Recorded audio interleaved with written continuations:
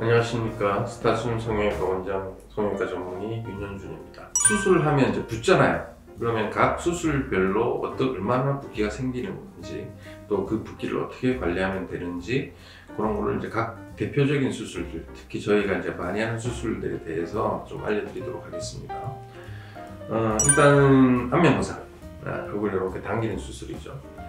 안면거상 수술 붓기는 이제 이렇게 생각하셔야 돼요. 붓기는 급성기하고 만성기로 나뉩니다. 급성기는 수술하고 이제 바로 확 올라오는 붓기를 이제 급성이라고 그러고, 이제 급성이 가라앉은 다음에 이제 얼굴이 자연스러워지는데, 이제 우리가 흔히 말하는 잠붓기라고 그러죠.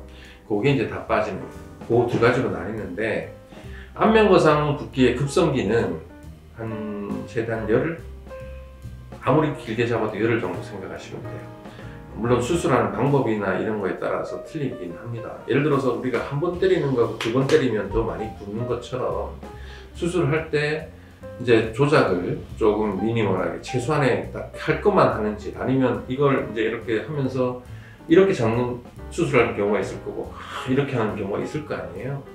그러면 많이 손을 대면 될수록 붓기는 높아집니다. 흉터도 많이 생기고.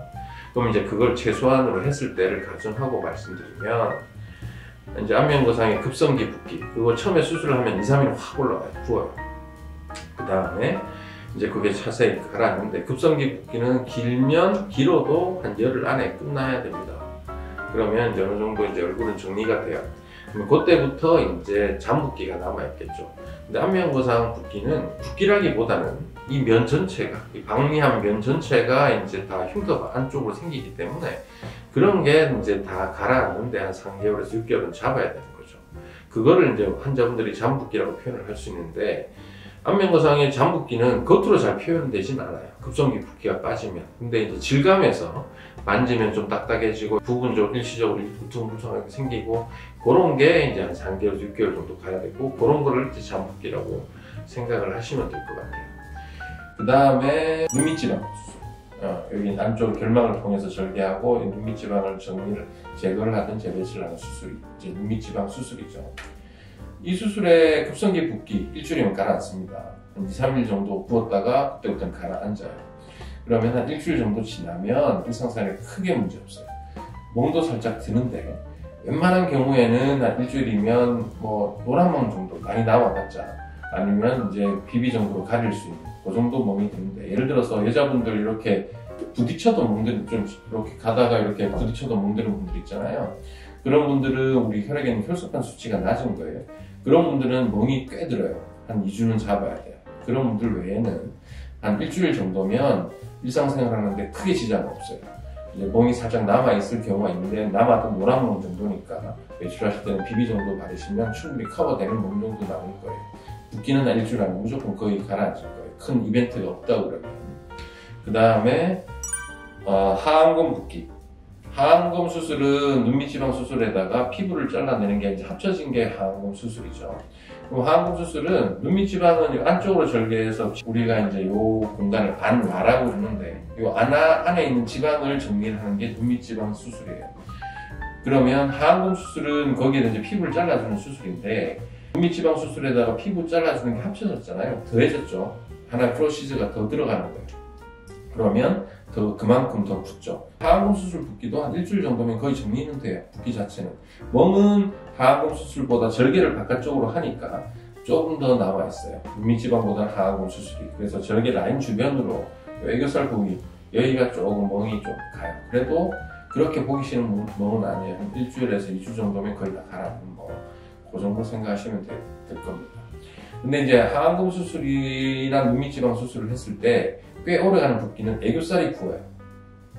눈밑지방 수술은 애교살을 건드리는 수술이 아니기 때문에 일주일 정도 지나면 큰 붓기는 거의 가라앉거든요. 애교살도. 근데 하안검 수술은 이게 이제 피부를 절개를 하기 때문에, 절개라고 피부를 잘라내잖아요. 근데 애교살이라는 것 자체가 피부에 바로 밑에 붙어 있단 말이에요. 그럼 제대로 하려면 이제 피부하고 애교살을 분리시켜 준 다음에 피부만 잘라내야 되기 때문에, 이 애교살과 피부를 이제 분리시키는 과정에서 애교살이 이제 조금 충격을 받을 거 아니에요. 그러니까 쉽게 말하면 이렇게 맞는단 말이죠. 그럼 붓겠죠. 그 붓기는 한 달 정도 빼가요.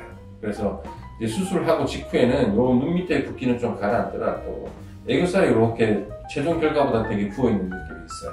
그렇다고 목이 많이 싫지는 않습니다. 그래서 좀 부은 느낌이 한 달 정도는 갈 거다 예상을 하셔야 돼요. 그 다음에 상안검 수술은 쌍꺼풀 라인으로 절개를 하잖아요. 피부를 잘라내는 수술이에요. 그러면 처음에는 이 전반적으로 눈 전체가 다 붓는단 말이에요. 그러니까 라인 위에 붓기는 늦어도 한 2주면 빠져요. 붓기가 이렇게 내려오면서 풀리거든요. 그럼 이 부분에 이제 붓기가 모일 거 아니에요. 여기는 이제 내려갈 길이 없잖아요. 여기는 이제 우리 몸 림프라는 구조를 통해서 빠져나가야 됩니다.